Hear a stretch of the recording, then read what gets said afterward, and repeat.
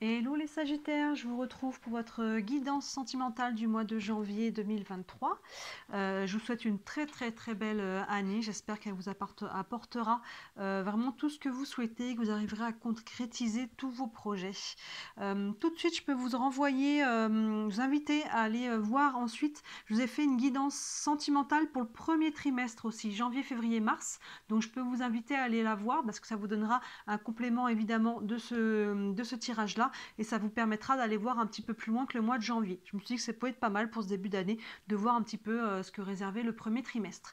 Voilà, il y a beaucoup de choses qui sont aussi en ligne, les vidéos de la nouvelle lune, on fait Noël, Nouvel An sous les auspices de la nouvelle lune. Les vidéos de lune, à chaque fois, elles vous montrent un petit peu les énergies du moment et vous aident à comprendre qu'est-ce qui se passe un peu dans tous les domaines de votre vie. Hein. La lune, elle vient interférer un petit peu dans tous les domaines. Et voilà, les énergies de la semaine, il y a tout, il y a pas mal de choses qui sont en ligne, donc n'hésitez pas à jeter un œil. Là, je vais utiliser le tarot, les rêves enchantés, et en fin de tirage, on ira prendre quelques cartes d'oracle pour aller voir les messages complémentaires. Allez, on est parti pour vous les Sagittaires. Hop, guidance sentimentale du mois de janvier. Hop, on va faire un petit peu de place. Guidance sentimentale du mois de janvier. Hop, pour les Sagittaires. Allez, avec le tarot. Pour les Sagittaires, guidance sentimentale du mois de janvier. Vous verrez, ça fait écho à la guidance du trimestre. Hop, alors, on a la reine de coupe, le 7 de bâton, les amoureux, la reine de pentacle et le roi de bâton. Il y a du monde, dites-moi là. Il y a du roi, il y a des rois, il y a des reines, il y a les amoureux. On commence avec cette reine de coupe. Au niveau sentimental, elle nous parle de guérison du cœur, cette reine de coupe.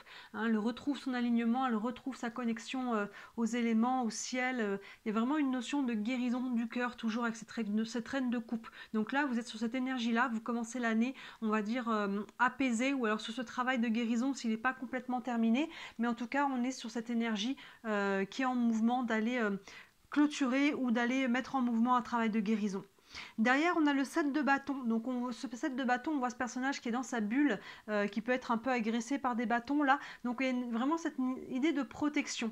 Soit c'est tout simplement le besoin de se mettre un petit peu en retrait, hein, surtout avec les fêtes de fin d'année. Il peut y avoir beaucoup de brouhaha, il peut y avoir beaucoup de sur... excitation, de surmenage, enfin vous voyez, il peut y avoir beaucoup de choses. Donc là, il y a cette notion de peut-être de se mettre un petit peu en retrait, de se mettre dans sa bulle. Et pour d'autres, il peut y avoir cette notion où on peut se sentir un petit peu attaqué par l'extérieur d'une manière ou d'une autre, que ce soit au sein de sa relation, que ce soit par des personnes extérieures à la relation ou qui vous donnent leur avis et que vous n'avez pas demandé par rapport à votre vie sentimentale. Vous voyez, il peut y avoir des choses un petit peu de cet ordre-là. Hop, on se met un petit peu en retrait, c'est tout à fait propice à cette énergie de guérison. On se met un petit peu en retrait pour aller se mettre dans sa bulle et ne pas se laisser atteindre par tout ce qu'il y a d'extérieur.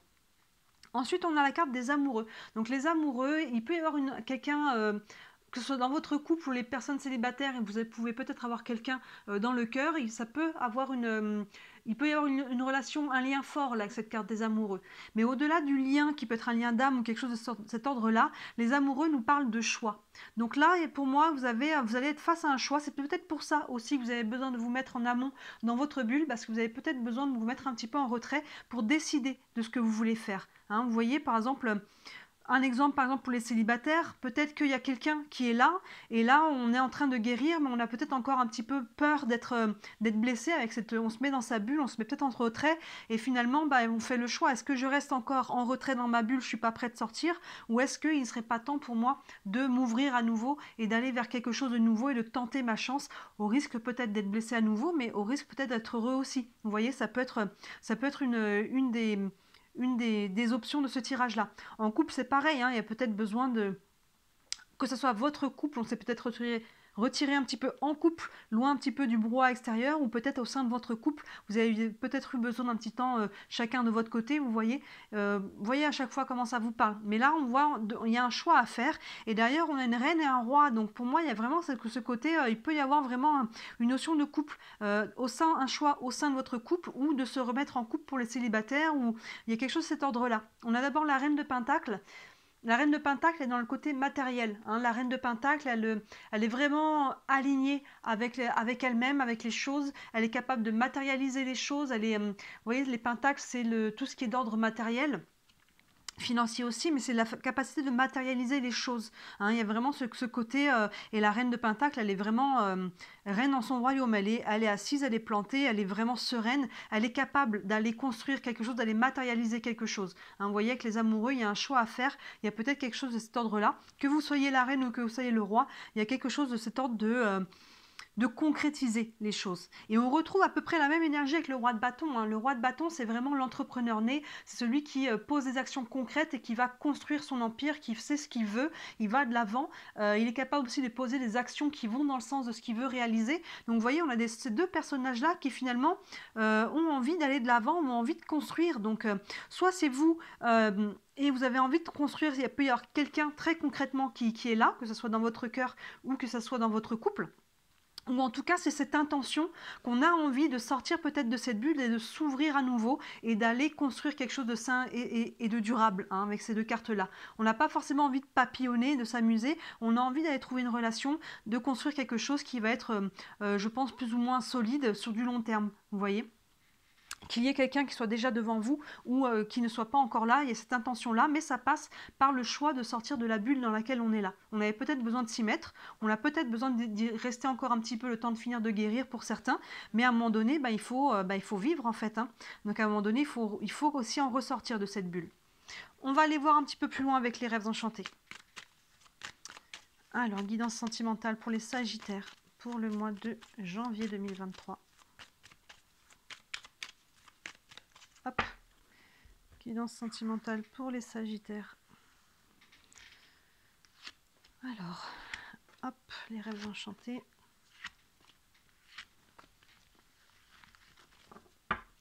Alors, ici, on a le renard, on a les oiseaux avec les hiboux, les oiseaux encore avec les petits moineaux, l'horloge et la boussole.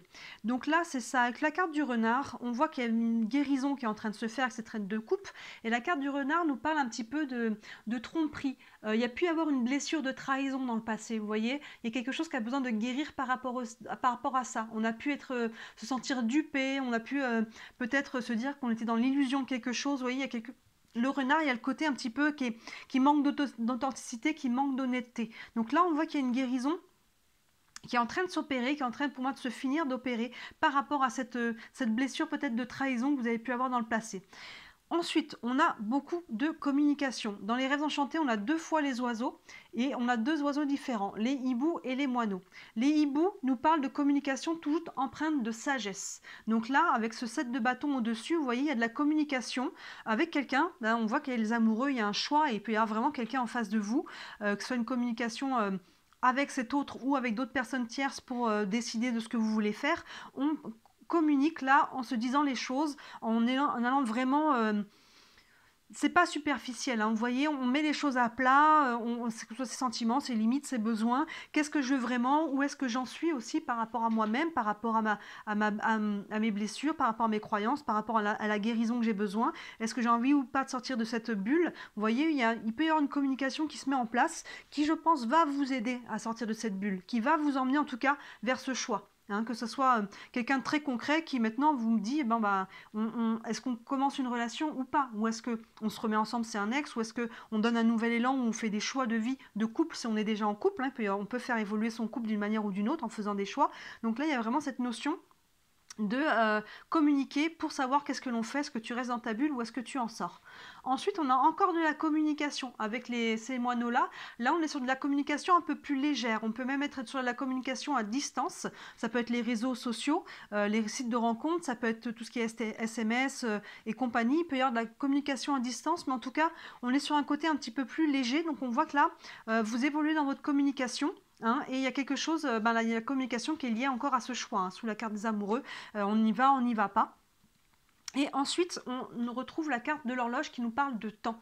Donc peut-être que vous avez besoin d'encore un peu de temps, ou peut-être que finalement, ce choix que vous allez faire, il va se mettre en place dans le temps. Hein, là, on peut décider de quelque chose au niveau de son mental, de ses émotions, mais après, dans le concret, dans l'action, ça va prendre un petit peu de temps. Vous voyez, sous cette reine de Pentacle, qui nous parle vraiment aussi de matérialiser les choses, voilà, c'est quelque chose qui peut s'inscrire dans le temps aussi, hein. Il peut y avoir une relation là qui, comme je vous disais, avec les deux ensemble, là, il y a une notion de stabilité quand même, de choses assez concrètes, hein. Donc là, avec la carte de l'horloge, on peut aussi aller s'inscrire dans une relation dans le temps.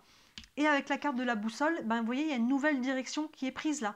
On prend une nouvelle direction, donc pour moi, vous allez sortir de cette bulle, hein. Vous allez faire péter la bulle à un moment donné et vous ouvrir à nouveau, vous mettre en couple, en tout cas vous ouvrir à être en couple à nouveau s'il y a encore personne sur votre chemin.